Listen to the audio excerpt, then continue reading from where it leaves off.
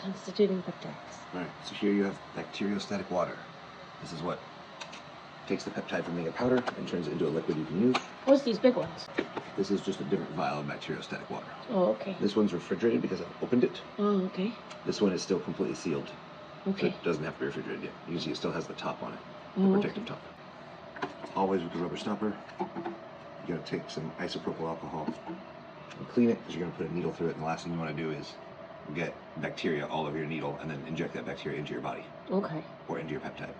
So you just hold it on for like 3-5 seconds. Cool. Da-da. And the alcohol level has to be 70% or more, right? Not 50%. I do not know. As far as I'm aware, sanitizing alcohol is 70 plus. Okay. Here we have PPC 157. We have 5 milligrams. So remember, like you and I talked about last night, there's a difference between how many milligrams you have, that's the powder, and how much liquid you're going to put in, because that's milliliters. So we have to do the math on that to know how much to inject each time based on how many micrograms we want to put in. Okay, and this just came off that. Wouldn't that mean that was sealed already? Yes. Why did you alcohol it then? Just because they sealed it doesn't mean that, you know, tiny microscopic bacteria could get underneath it at some point in time. Okay. So you just, there's no reason not to clean it, just to be on the safe side. Okay. Insulin needle. This is 30 gauge.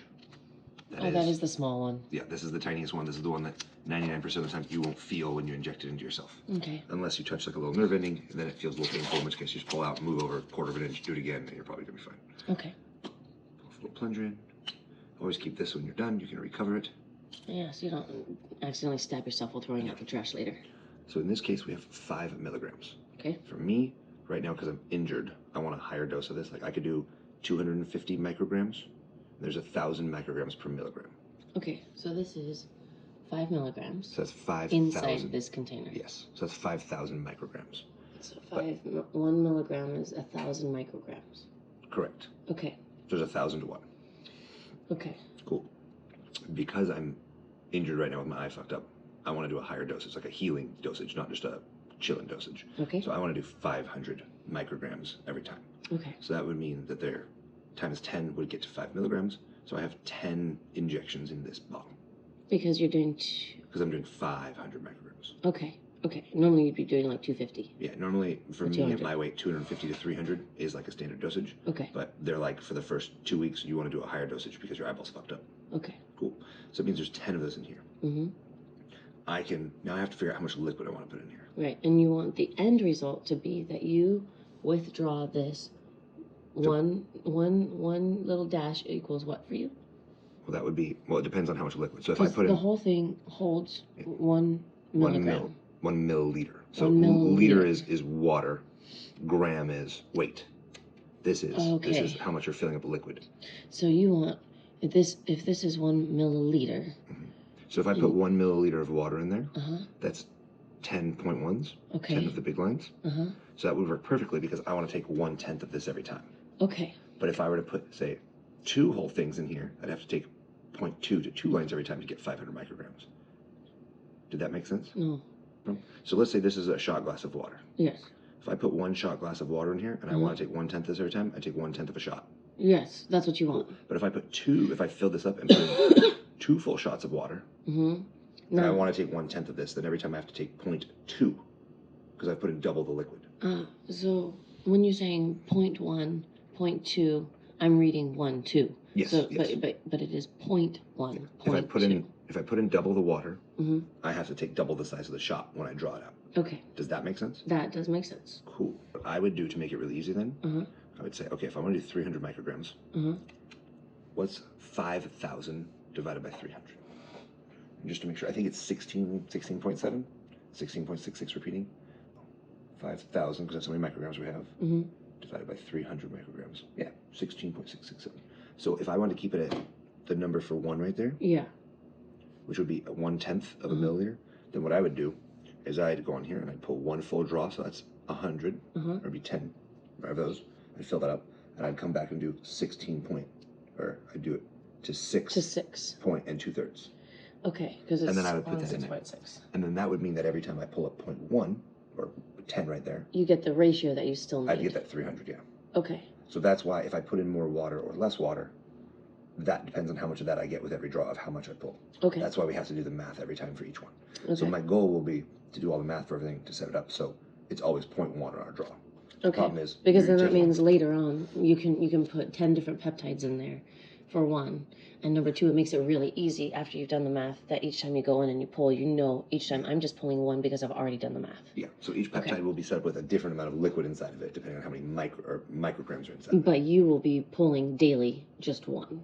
Probably per is how it's peptide. That's how I'm going to try to set it up. But it may be with some of them that that's too high of a concentration. So I might be like, this one is 0.2 or something. Okay. I will but you want know, it to be an even easy to read number each time that you're withdrawing from. Yes. Okay. No. And you're pulling really slowly. Why? If I pull fast, it's going to create a vacuum inside there. And when I'm pulling liquid out of here, this is a sealed container. There's no air replacing the liquid that I'm taking out. So it's creating a vacuum. So if I pull it really fast, see how I just pulled the air out of there? And now I pull it back up. So like, I let go and it's going back up. So you just got to go slow enough that you're not fighting the vacuum. Okay, so there is now an intense vacuum in here. And yeah, so it's just going to be harder to pull it out every time. Okay, and sometimes you go and you shove air back in here. So that way it reduces the vacuum. Yes. Okay, like every 3 days you said. Not quite that, but pretty much. Now, when you do this, here's the important thing. You do not squirt the liquid straight down onto the non-constituted peptide. Okay. That hitting it will destroy the peptide chains, and you will just be injecting shit that doesn't do anything for you. Okay. So see how I have it at an angle? Yeah. And I'm slowly going to inject it. Oh, I'm a little off to the side. Sorry, my eyeball's not working super well to see it perfectly. So now look, there was a vacuum in there. See how I'm not touching it and it's pulling it in? Do you see how the plunger's going in? Yeah. It's because there was already a vacuum in here, so it's sucking it in. So the thing to think of is if I had pulled 5 peptides, right, and I had half this thing filled with liquid, I go to the 6th assuming they're all already constituted, and I go to pull the 6th one, and as soon as I stab it in, it has a vacuum. It's going to start sucking all the other peptides into it. Now they're all mixed together in there, and now my ratio's fucked because it's got a shit ton of one in there and a little, a tenth of all these other ones. Okay.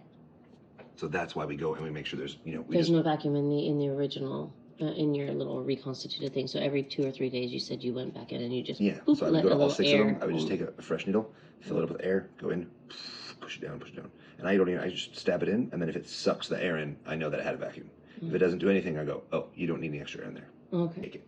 If you shake your peptide, you break up the chains. They're fucked. So you just put it in, and then you slow. But you'll notice now, there's no more powder there. Sometimes you gotta roll it for minutes to get the powder to fully. Why wouldn't you just reconstitute it the night before and then go to sleep and wake up and have it all set for you, rather than rolling and potentially breaking amino or peptides? Well, no, you roll it no matter what. Everything I've ever seen, every doctor I've ever watched online that works with these specifically, you need to roll. Because imagine I have a cup filled with dirt, and I want to pour a bunch of liquid in there, and then swish it around so it becomes like mud. If I just leave this jar half filled with dirt, and I pour a bunch of water on it, and then just leave it alone, is all the water going to seep all the way through all the dirt and mix it all together? And water stuff's going down. That can happen with your peptide. A lot of it can just sit on top of some of it. And the very bottom layer of the peptide might just be hanging out at the bottom. So you want to move it around. So in this case, that's fine. I've watched enough stuff that you can just reconstitute it, and then you can take this guy just to be safe. We're going to. Does they usually swap out your needles? I think it was $10 or $20 for 100 of these things. Okay. But you and I, because we're going to be stabbing through 6 things, we're going to be getting the ones that have replaceable heads. And we're like, do you know anybody that needs these? And I was like, I need these. Right here. Turn it this way so you can see. So we will just quite simply draw. Oh, look at that. There's still a vacuum in there. You see that? How it pulls it up? Oh, okay. So that means, in addition to the liquid, which is? So see how it's still pulling it in? That's why we know there's still a vacuum in there. Oh, wow. So we're just going to fill it with the air. And now we'll just do a quick test. Can I hold it? See how it's still pulling up? Yeah. So still a vacuum in there. I had forgotten that a lot of times when you get it, it has a vacuum in it.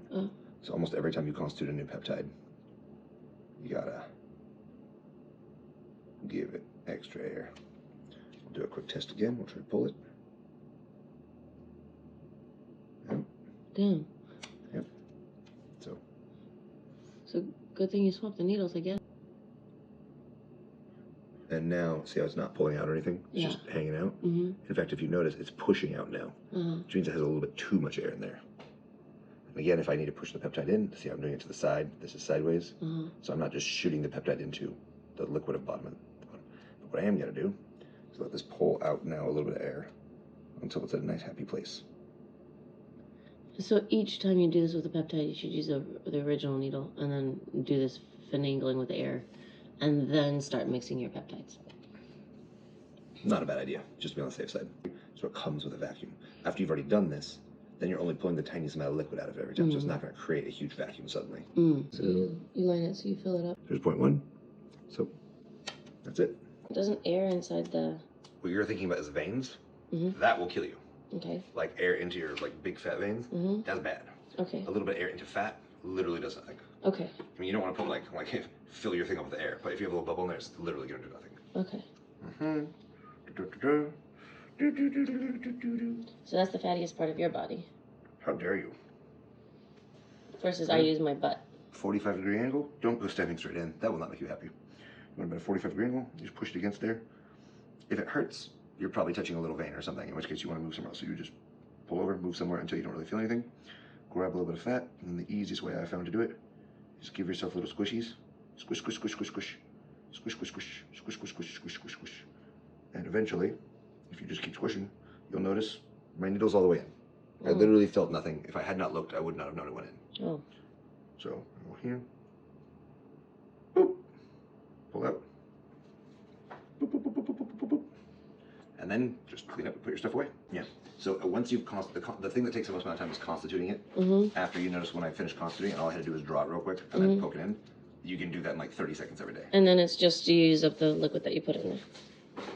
And then very important, these must be now refrigerated. Okay. Because they have been used. You cannot just leave them out. You do not leave them in the sunlight or any of that kind of stuff. So you have this little 3D printed something or other. Yeah, a lot of places will, if you order multiple peptides, they'll just send you one for free, or you can order them. But here. So it just holds your peptide. So I put the bacterio stick water over here. There are certain peptides that are even not constituted. Like these ones, the IF1s. The ones that basically promote human growth hormone, those ones have to stay refrigerated. They can be out of the refrigerator for like 72 hours when being transported, and then they have to go in the fridge even when they're not constituted. But those are much more rare. Almost all of them can just chill out and not give a fuck. Okay.